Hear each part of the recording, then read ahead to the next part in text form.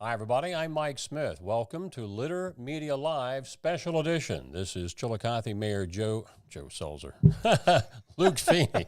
You know, of all the times you've been coming in, I think that's the first time I've ever done that. I've got Joe on my mind for some reason. That's what happens also when you get old and you go back that far. Our interview today brought to you by Tomlinson Insurance. We'll be back with Mayor Luke Feeney on his birthday of all days, right after this. This is Andy Tomlinson. When insuring what's important to you, our agents are there when you need us the most. Tomlinson Insurance, for the best coverage at the best cost. Visit us online at tomlinsonins.com to learn more. We're back with Mayor Luke Feeney. First of all, happy birthday. Well, thank you. I guess I could say happy tax day. But the news is not all good. Not all good today. Chillicothe. No. We just found out not too many minutes ago that Pixel has announced the closure of the Chillicothe mill, which still employs about 800 people. Certainly not good news for our local economy. No, just about the worst news you could get, I think, locally. I think, my first thought, I got the call about a half hour ago, my first thought really is for the workers and families. Obviously the economy will be impacted, but those folks who showed up to work today and their futures look really uncertain now, and that's a scary thing. And so that's my heart goes out to them, and that's really the first place my mind goes. You know, as we were coming up into the loft to do the interview, as I told you, I've been hearing rumors about the paper mill closing for 25 or 30 years. And after a while, you just kind of tune that talk out, and then when it finally happens, it's kind of like, wow. Yeah, it's sort of from a looking around the world perspective. We sign our names to less paper. There's less paper with carbon copies under them, and there's less notebooks being purchased, and more tablets and laptops and iPads, and so maybe in the back of all of our minds, we knew that someday this would happen, but I think that still shocking and a tough pill to swallow. I think that the news is so fresh, and my impression is that it's very fresh even for the management over at the mill. I had a chance to Google very quickly. Pixel, just a week or two ago, sold another mill, I think in Wisconsin, to a foreign company, and so I get the impression that the corporation has been doing some changes here quickly. So it's hard for me to know what the future of that facility holds. I'm not privy to, do facilities like that go up for sale? Can it still be used for paper? Can it be used for other purposes? But in the short term, it's the people that are on my mind, and that dramatic impact on their lives. I guess even the legacy of being a paper mill town for over a century. I guess when things are around that long, sometimes, unfortunately, we take them for granted, and you just think they're always going to be there, and that's a mistake. And I know on the city level, the state level, over the years, there have been efforts to try to retain jobs in our community, especially with some of our long-standing manufacturers, not taking for granted or assuming that you're always going to be there, or economic conditions are going to be such that this is going to be an easy time for you. So I certainly can't find any fault with our community in the efforts that have been made over the decades to try to keep a healthy manufacturing base here. Yeah, I think if you look at our region, you look at the growth that Kenworth and the Packard Corporation have seen, and you even look at, you go back 2,000 years and look at this region and why people settled here. We have rivers, and more recently, train coming through. And even if you go 20 miles north and see Sofidel, the idea that even our region has, they're making paper up there. It's a different type. But it's certainly the case that there has been dramatic investment in the region in manufacturing. And I think it's also the case that if you look around the country, paper mills are closing, and there's just the natural. My impression is that the natural course of the world is when there's less demand for paper, that there will be less paper made, and so to that extent, it might just be simple economics. But when it's at home, it hurts. So again, not to belabor the point, but all of you employees out there who got that news today, our thoughts and prayers are with you, because that's huge. And I know what it feels like to lose a job, and it's not the greatest feeling in the world, but hopefully the good Lord will take care of those, and maybe they'll find some other opportunities out there. City Council met last night, a different location. What was the turnout like audience-wise? I don't know the total number, but I think that the last meeting at council chambers had somewhere around 80 people, and this was certainly more, so I'd say 80 to 100 probably. Good crowd. We love to see, those meetings can be, are often good turnout because of controversy, but personally, I love to see the turnout. The engagement from the community is a really positive thing, and so we appreciate the service center. It's a valuable location for us, and appreciate the commissioners making that available to a variety of community groups, and it worked out well for the meeting last night. As far as input or information from the community, did you hear, especially with the camping issue here in town, with many of the people that do not have a home of their own, did you hear anything or any suggestions or ideas that maybe you haven't heard before that could be studied? Yeah, I don't think there was much new presented last night. It was the third reading. There had been committee meetings and review sessions, and I think it's a challenging issue because there are those on the side working in social work and community action, shelters, day to day with folks who need help, and then there's other folks who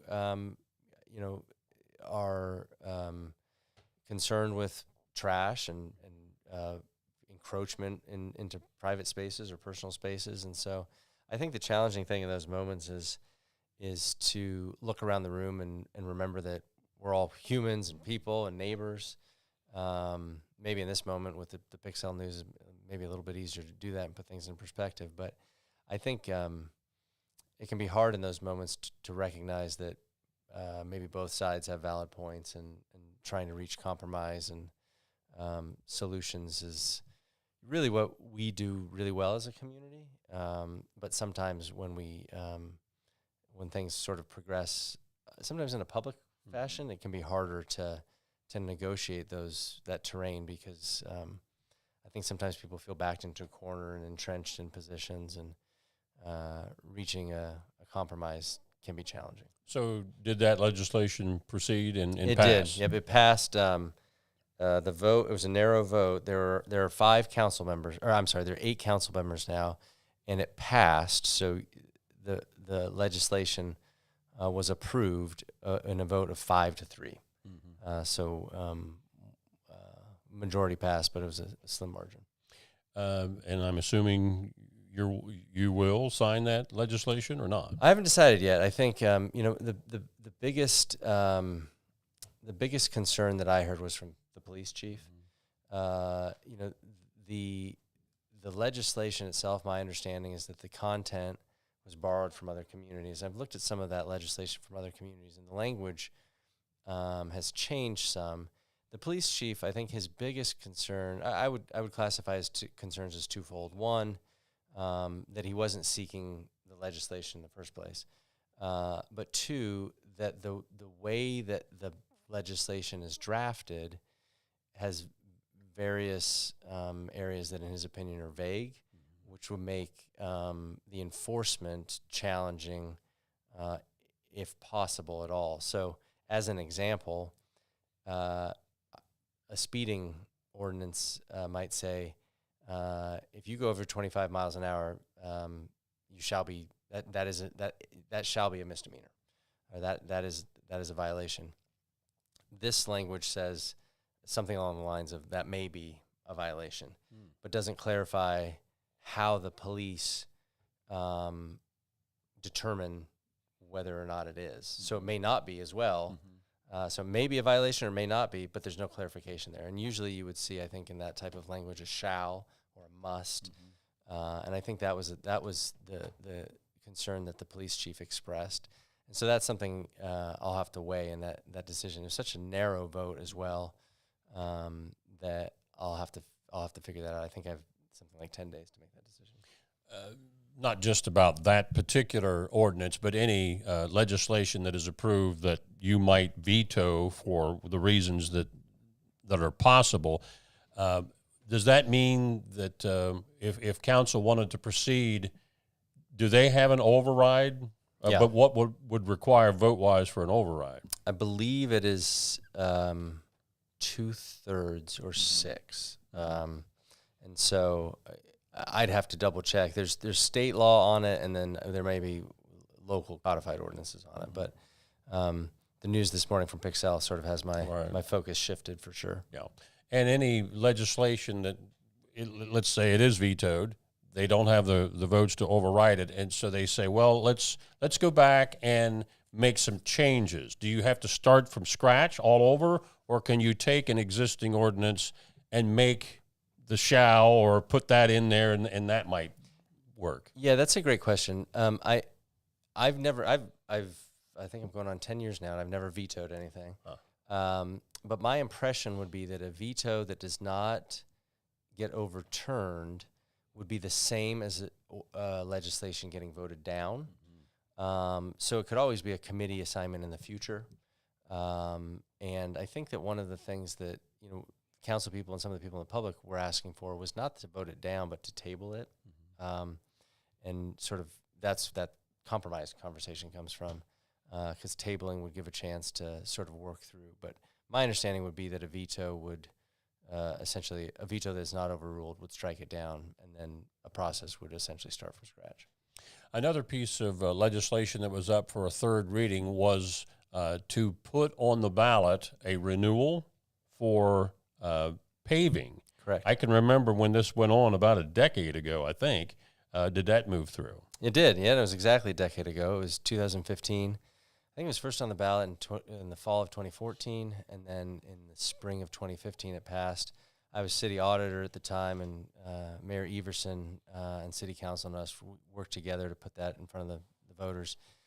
It's the only levy that we have that's on the ballot as a renewable levy. So all of our other levies, whether that's safety services or parks and recreation, are on as permanent levies, and this one was pitched to the public as sort of a show me levy.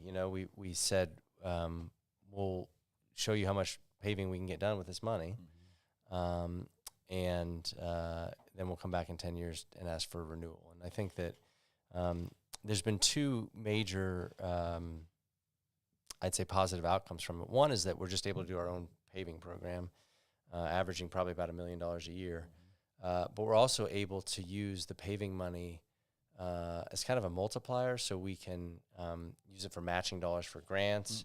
We can use it for matching dollars for ODOT.